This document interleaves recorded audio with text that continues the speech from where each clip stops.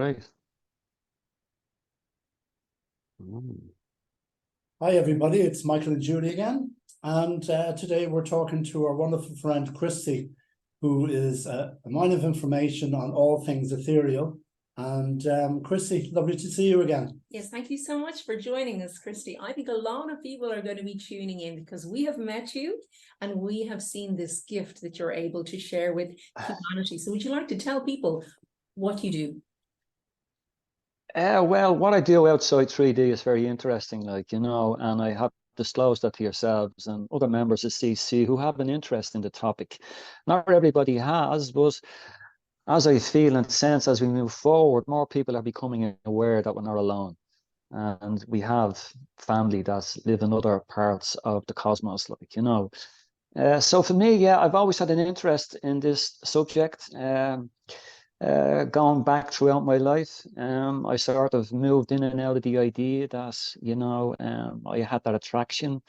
I was drawn more to 3D because of family situations and whatever else, but it was always decided me to have that calling to come back in, and just maybe play with the idea that I had a friend somewhere else in the universe, and and that sort of took me really on this merry-go-round, until I eventually sort of agreed, and say agreed, that came, I would say, about 15 years ago. I agreed to more or less put some more energy into the idea that I was connecting with something that I couldn't understand. I had loads of experiences, which I've shared with yourselves and with some CC members, and that is unidentified flying objects, So that was happening to me for years, and I found it quite fascinating. There was also a bit of fear there as to really how this was going to play out. Um, there was a lot of pressure coming from family members. They couldn't understand it, so they just sort of labeled me as being the oddball. That was okay. I accepted that, and it wasn't a problem. But things really sort of opened up for me. I would say I got back to maybe, I got back to I bring my child a lot of my daughter, sorry, yes, Rachel, into my experiences a lot because on my website it explains one of many UFO experiences that I had was while I was on holidays, and Rachel was with me this particular day, and crap came over me like they do, and I knew immediately what it was. Rachel didn't see it, but it allowed me to see it. And they were saying to me, we know you were watching me. You were watching us, So I got that download immediately. And yeah, so Rachel was only a child, she's now an adult. So I'm going back maybe 25 years ago, So that would give you an idea. So went online, they gave us the internet, played with Alex Collier. He would have been more or less a mentor to me in the early stages, gave me great insight and understanding as to what was going on. And he led me to other people that I was drawn to, that have since left this reality. Like they had a great understanding, not just on this topic, but on a spiritual level, really, where we were as a consciousness, So that was really it, So I moved out of it again. So I was sort of jumping ship all the time, until I eventually settled. And I would say that was around 210, 211, 212, and I was introduced to this friend now of mine. And he's a world-renowned channel. I didn't know at the time, and I came across him not by accident. He had to come into my awareness just to give me a little nudge, really, to sort of say, Christy, this guy's going to help you understand what's happening to you vibrationally, So this person brought in for me a being called Kin, that sort of way. That was in the early stages, and that was around 210, 211, and Kin explained who he was, and when you're speaking to an extraterrestrial, to a channel, they're always very careful how they interact with you. And I'm talking about beings of the light. Like one thing they don't want to do is make you afraid. And so Ken gave me the story, as to really who I was and who he was, And I asked him one question, why me? And he said, that's an interesting question, which will allow me to explain, So um, I asked him how long he knew me. He says, I know you about 6,000 years, So So that was really interesting, and it sort of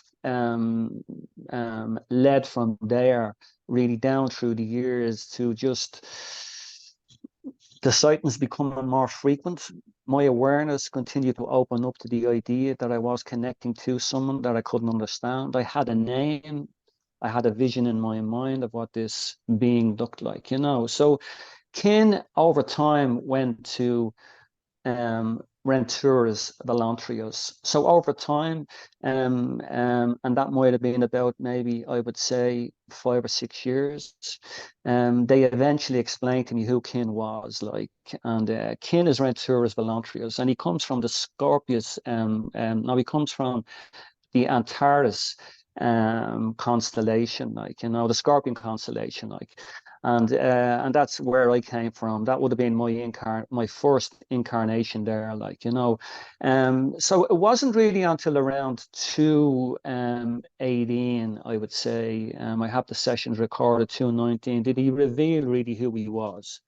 And he told me who he was. His name changed from kin. I went to Renturus Vella Antorus, and there was reasons behind that. He liked to keep it very simple for you when they're connecting with you.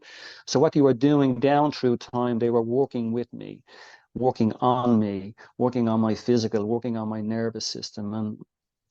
And yeah, there was various ways they have of doing that. Like, I won't go into it in this discussion.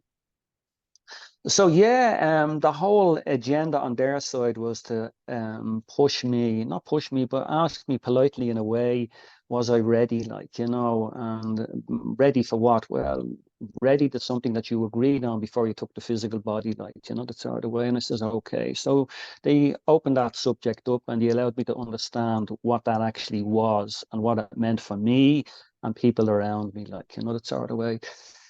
So yeah, I mean, I was being pushed all along, more or less, to go online and put what I had out there as regards to their presence and my connection with them, like, you know. But I sort of was very reluctant on that, like, you know, that sort of way, because I had watched really how people that had come forward really on this subject, how they were affected, like, you know.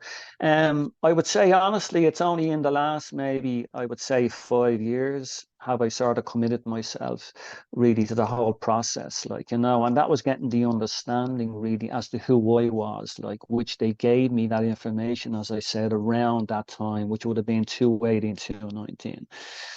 And Renturus disclosed that actually I was him on earth, like, you know. So I am, Renturus is my higher self, like, you know, and I'm a fractal of Renturus on earth having a human experience, like, you know. So Yeah, there's a percentage of him within me, and that continues to upgrade as we move forward, like, you know, in various ways, like, you know. yeah. So if you have any questions there, come in, Michael, like, you Yeah, know. no, just that, you know, we met you nearly 3 years ago now at this stage. We've met you physically as well as on Zoom calls and that. And I found how much you have opened so many people's eyes to what the possibilities are, you know, even down to, you know, taking people outside and pointing stuff out in the sky at nighttime and whatever, telling people what to look for. And the one thing I love that you say is that the connection is through the heart. Yes. You know, that is the connection. It's not through the head, it's not through anything else, it's through the heart. Yes, I would agree too, because when I met you, Christy, I think it was down at the wonderful Helen's, who opened our minds and opened our eyes too to so many of the Sky family, as did Mark Ashwood. So there's a trio of you that feature in our lives, and we're so grateful. But you're my Dr. Stephen Greer, because we were watching a lot about him and watching Disclosure, and you were saying the exact same thing, Christy, which is to come from the heart, to communicate from the heart, because perhaps, yes, there are aspects of us, our higher selves, as you said, with Renturus, but when you come from a place of love, then the connection can be made. And we really resonate with that message that you share with people. Yeah, well, there's method in the madness, and the reason they sort of put that forward is that they can come down in frequency and vibration, but they will only drop down so far. So they're in another dimension. We're in a third dimension at this time, and we have some insight and some awareness as to who they are as a collective in another side of the universe. But they ask you to raise your vibration and frequency, and the only way you will do that is go inside, like, you know. And as I said yesterday, I was speaking to some members, And they were interested in this topic. And I said, now that you have the truth within you, that this is happening, this is real, you need to move that module aside and put the focus back on yourself. Like, you know, and putting the focus back on yourself, as you just said, will give you some insight really to your potential. So as we have continued to hear, we are spiritual beings having a human experience on earth. This is just a module. The body is just an avatar on loan. That's all. You are a consciousness that will go on. There's no end to you, me, or anybody else in this realm, like, you know, the sort of way. So this is where it gets interesting on a spiritual level, like, you know, because there's a bit of work to be done really for each individual, like, because we're all carrying karma.